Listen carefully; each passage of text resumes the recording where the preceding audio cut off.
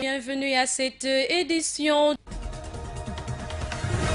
La Casamance sous la menace des agissements douteux, la question du zircon a réveillé certains démons qui semblent allergiques à la paix et à la stabilité de cette région qui a déjà tant souffert. Les détails avec Papo Mané dans quelques instants. Le quartier Escale au cœur d'une invasion. Les habitations du centre-ville de Ziguinchor vivent dans la crainte de l'apparition de maladies liées à ces insectes. L'actualité internationale, l'invité et la revue des quotidiens mettront fin à cette édition, le développement. Bienvenue. Je le disais tantôt dans les titres, l'exploitation du zircon de Niafran place la Casamance sur la ligne de tir des fossoyeurs de la paix. Les agissements de ces derniers menacent un processus de paix très fragile. La vie est de Papo Mané. Le destin de la Casamance est-il de rester dans une situation d'instabilité perpétuelle? L'expression de la volonté populaire d'un peuple meurtri par 3 décennies de conflits armés ne permet pas en tout cas de répondre par l'affirmative à cette question. Ceux qui veulent imposer ce triste destin à cette région sont certainement atteints d'une cécité intellectuelle et d'une déficience morale qui les empêche de voir sur le visage des populations cette joie retrouvée et pour la défense de laquelle elles sont prêtes à tout.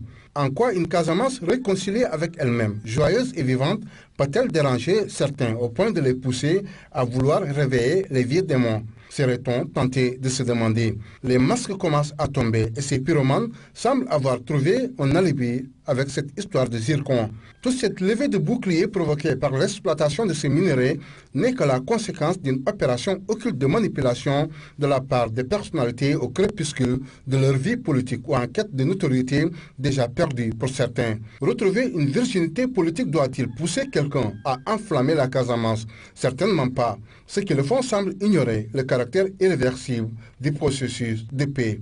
Manipuler l'opinion, menacer les populations avec l'arme de la rébellion est aujourd'hui la démarche prônée par ces ennemis de la paix. Leur vision étroite de la Casamance les amène à créer un link dangereux avec le mouvement des forces démocratiques de la Casamance en occultant cette réalité. Le MFDC, quel que soit son combat, ne saurait incarner tout seul la Casamance. La Casamance, c'est aussi cette grande masse silencieuse dont le sentiment est étouffé par le crépitement des armes et les menaces de représailles. La Casamance va au-delà de toute organisation, fût-elle armée. Au moment où elle commence à revivre, à attirer les investisseurs, à amorcer un vrai développement, des forces occultes, mais aujourd'hui clairement identifiées, veulent tirer notre région vers le bas au nom d'une impertinente opposition à l'exploitation du zircon. Pauvre Casamance. Les déplacements de population, les accidents de mines, les exactions, les braquages, les enlèvements, les accrochages enregistrés dans cette partie sud du pays restent encore vivaces dans la mémoire collective. Aimer réellement la Casamance, c'est éviter qu'elle replonge dans ce chaos. Merci, Papo. Les jeunes de Bignona sollicitent un domaine agricole communautaire. Ils veulent répondre à leur manière de façon citoyenne à l'appel du président Macky Sall. Ils estiment que c'est seulement avec un outil de cette envergure dans un département avec autant de potentialités comme Bignona qu'ils seront à mesure de prouver à la face du monde que l'Eldorado sénégalais est bien possible. Pape Conté Diédiou porte leur parole. Les réalisations se poursuivent et l'agriculture se modernise petit à petit au profit du monde rural pour un Sénégal émergent, comme l'atteste si bien le président de la République. Alors, monsieur le président de la République, monsieur le ministre tutelle de ce programme, Bignona par sa jeunesse, par ses femmes, par ses notables, par ses hommes religieux, sollicite un DAC pour accompagner de manière civilisée les actions positives de la politique agricole du président de la République pour la réussite du PSE. Le monde célèbre ce 27 septembre le tourisme, occasion pour les acteurs de faire le bilan de santé de ce secteur d'activité au niveau régional. Charles Lamine Diabon, coordonnateur de l'Office du tourisme, s'explique au micro de Sissa Okoli.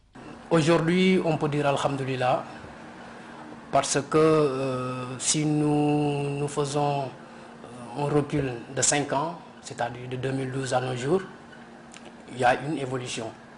Donc, quand il y a évolution, il faut pas que les gens aussi continuent à se plaindre. Parce qu'en 2012, on était en année électorale. Le Sénégal tout entier était bouleversé. Et dans le domaine du tourisme, des destinations, quand ils sont en année d'électorat, les touristes se méfient, surtout nous en Afrique. Donc, après 2012, on a eu le nouveau gouvernement qui est venu avec des idées de réciprocité, avec les visas. C'est à quoi a fallu beaucoup de négociations pour l'enlever parce que vraiment ça n'allait pas. Et après cela, on a les voilà. Donc durant 4 ans, on ne pouvait pas soulever la tête. Donc de 2012 à 2014, 2015, jusqu'à 2016 même. Et après, on a eu le Mali qui a pris feu, donc tout ça, les gens se méfient un tout petit peu. Mais là, aujourd'hui, on constate que depuis 2010, il y avait une baisse, jusqu'en 2013-2014, où nous commençons petit à petit à se relever. Aujourd'hui, on a repris l'échelle qu'on avait laissée en 2010. Donc, ce qui veut dire on était là en 2010, jusqu'en 2013, on était là. Là, on est là. On a dépassé là où on était en 2010. Donc, si cela continue dans cette même dynamique, on peut toujours continuer de rendre grâce à Dieu, mais aussi à toutes ces volontés politiques, étatiques et même au niveau local. C'était Charles Lamine Diabon, coordonnateur de l'Office du tourisme, qui sera l'invité de la rédaction. Depuis quelque temps, le quartier Escale est envahi par des moustiques. Aujourd'hui, les habitants de cette localité craignent pour leur santé. Ils interpellent alors les autorités pour trouver rapidement des solutions. Un phénomène qui préoccupe Rokhaya Bey. Depuis le début de l'hivernage, les habitants du quartier Escale ne dorment plus que d'un seul œil à cause de l'apparition et de la prolifération de certains moustiques dans cette localité. En vérité, ce que j'ai constaté aujourd'hui, je ne l'ai pas constaté 4 ans avant que je ne sois là. Donc je suis là depuis 5 ans. Mais pour cette année, j'ai constaté le développement d'une certaine variété de moustiques. Alors, je ne sais pas quel genre de moustique c'est parce que ce n'est pas les genres de moustiques qu'on avait l'habitude de voir avec, donc, qui est vecteur donc, du paludisme. Ces genres de moustiques ont plutôt des ailes beaucoup plus larges et transparentes, un peu noires, quelquefois blancs. Aujourd'hui, ces habitants sont très inquiets pour leur santé, surtout avec l'apparition de certains virus à l'origine douteuse. Maintenant, j'ai des inquiétudes. Je suis un élément de la communauté et les informations nous parviennent toujours au niveau des médias qu'il y a le développement d'un certain type de virus en Afrique centrale dénommé le chikungunya. Quand on va au Brésil, il y a aussi un autre virus qui se développe qu'on appelle le virus Zika. Et mes inquiétudes s'articulent autour de ces types de virus. On n'en a pas encore vu au Sénégal, il est vrai, mais quand même, il est bien de donner par exemple une certaine alerte pour que effectivement les autorités compétentes puissent prendre la question en charge. Pour le moment, ces habitants de Escale utilisent leurs maigres moyens pour lutter contre ces moustiques. Toutefois, ils se désolent de l'absence de la campagne de saupoudrage qui se faisait dans tous les quartiers de Ziguinchor après chaque hivernage. Passons à l'actualité internationale qui nous mène en RDC où l'opposition réclame le départ du président Kabila d'ici la fin de l'année 2017. En Birmanie, le chef de la guérilla Rohingya sollicite le soutien de la communauté internationale au Kurdistan. Des milliers d'électeurs fêtent déjà la victoire du oui suite au référendum d'indépendance sans attendre les résultats officiels. En RDC, l'opposant congolais Moïse Katumbi a menacé de faire appel à la Russie. Le président Joseph Kabila ne quitte pas le pouvoir et n'organise pas des élections d'ici le 31 décembre. En République démocratique du Congo, la RDC traverse une crise politique aggravée par le maintien au pouvoir du président Kabila, dont le deuxième mandat a pris fin le 20 décembre 2016. Birmanie, le chef de la guérilla Rohingya se défend d'être soutenu par des groupes djihadistes. Dans un entretien, il sollicite le soutien de la communauté internationale. Depuis le 25 août, le nombre de réfugiés est désormais passé de 480 000. Ce chiffre prenant en compte 35 000 nouveaux arrivants ont déclaré mardi des ONG caritatives internationales. Ces réfugiés fuient une offensive lancée par l'armée birmane en riposte à une tentative d'attaque coordonnée par des insurgés musulmanes Rohingyas. Sans attendre les résultats officiels du référendum d'indépendance au Kurdistan irakien, des milliers d'électeurs ont déjà fêté la victoire du oui. Les Kurdes irakiens sont d'autant plus confiants que même leur président a déclaré mardi qu'il s'attendait à une victoire écrasante. Mais la liesse pourrait n'être que de courte durée. Le gouvernement irakien considère le référendum inconstitutionnel et a donné 3 jours au Kurdistan pour remettre ces aéroports aux mains de l'État fédéral.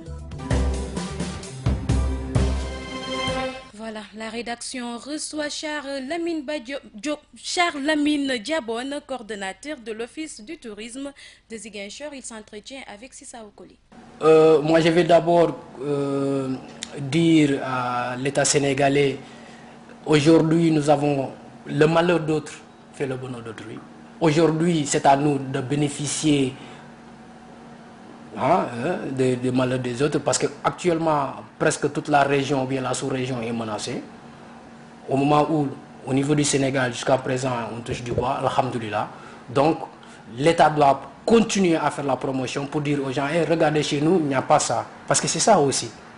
Il faut que les gens en profitent. Alhamdoulilah, aujourd'hui au Sénégal, on est pour l'instant loin de ces problèmes de terrorisme et tout ça. Donc, c'est le moment. Donc actuellement, dans l'Afrique de l'Ouest, on est bien vu. On est bien vu. Donc c'est le moment de faire un bon reportage, de multiplier les informations vis-à-vis de la promotion, vis-à-vis du Sénégal. Et pour ce qui est des fils de la région, mais moi je me dis, tu voyages à travers le monde, tu rencontres un peu partout les fils de la région qui font de très belles choses. Hein? Des gens qui ont des moyens, des gens qui font de très belles choses à l'extérieur, mais pourquoi pas essayer de faire ce qu'ils sont en train de faire à l'extérieur, de chercher de le faire ici. Il faut aussi que les jeunes comprennent que le tourisme, c'est à nous de développer notre tourisme. Je ne peux pas avoir des milliards, des millions, aller investir dans d'autres pays ou bien dans d'autres régions et laisser ma région. Au moment où chaque fois je viens, je dis ma région a été restée en rade. Donc c'est à nous aussi de penser à notre région. Si aujourd'hui, moi je pense que le développement doit être plutôt individuel, à travers l'individualisme, se regrouper au niveau national. Si vous parvenez à avoir un salaire et vous n'avez pas une petite maison, après le développement, ça va être très difficile. Si vous avez votre maison, tout le monde, chacun a sa maison, là c'est le développement qui va se regrouper en assemblée.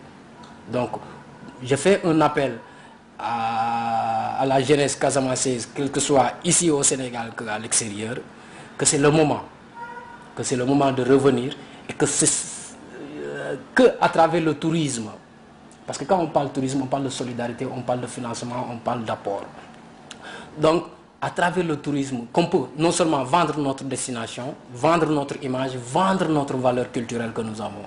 Donc, il faut aussi que les gens aussi, qui veut quelque chose, doit donner autre chose. Donc nous voulons se développer, nous avons les atouts touristiques, mais il faut que nous donnons ce que nous avons. Les gens sont venus chercher quelque chose ici. Les touristes ne sont pas venus simplement dormir à l'hôtel et regarder la plage. Ils sont venus découvrir comment nous vivons. Et s'ils viennent, on se renferme. Donc c'est l'appel que j'ai fait, aussi bien au niveau du gouvernement, de la diaspora, des jeunesses, mais aussi des jeunes qui sont là. Parce qu'il y a pas mal de gens qui se sentent frustrés, qui se sentent agressés. Jusqu'à présent, ici, on n'a pas tellement ce problème, mais il ne faut pas attendre qu'il y ait ce problème. Il faut faire l'appel. La jeunesse casamançaise, on a besoin des touristes, on a besoin du tourisme pour s'en sortir. Quand il y a des touristes, travaillons avec eux et non pas les exploiter. Ou bien les désorienter. C'est la cause pour laquelle nous sommes là. À chaque arrivée d'avion, à chaque arrivée de bateau, nous sommes au port comme à l'aéroport pour donner le maximum d'informations avant de sortir dehors, pour éviter les arnaques, éviter tout ça, le retour de cette balle que nous avons jetée, si une fois elle est jetée, ce retour de cette balle sera très néfaste par rapport à l'image de la Casamance. Donc nous cherchons toujours à faire de telle sorte que l'image puisse être acceptée et que les touristes reviennent. Parce que si on fait par exemple, des années 70, il y avait tellement de touristes. Et la Casamance a toujours resté verte. Donc pourquoi le changement là? Voilà, il faut revoir. Donc par rapport aux statistiques que je disais tantôt, à un certain moment, on était à 9 994 touristes, hein, en 2012, avant l'élection. Hein. En 2013-2014, on est à 9 043. 2014-2015, on a chuté jusqu'à 5 752. Donc 2015-2016, on a monté. On est à 8 364. Hein? Donc 2016-2017, cette année, voilà, les gens ne se plaignent pas. Cette année, ils te disent Alhamdulillah. Hein? Donc voilà, on est sur les statistiques pour boucler 2016-2017. Hein? Mais là, sur ce que nous avons, on a déjà dépassé les 9000. Donc là où on était en 2012-2013. Donc pour te dire vraiment, ça est en train de monter. Et ça, c'est une fierté. Merci, c'était Charles-Amine Diabon, coordonnateur de l'Office du tourisme. Merci à toute l'équipe technique et rédactionnelle de GMS FM, gms.sn également. Amis auditeurs, nous vous retrouvons demain, même heure, même fréquence. Et d'ici là, portez-vous bien, restez avec nous, car tout se passe ici.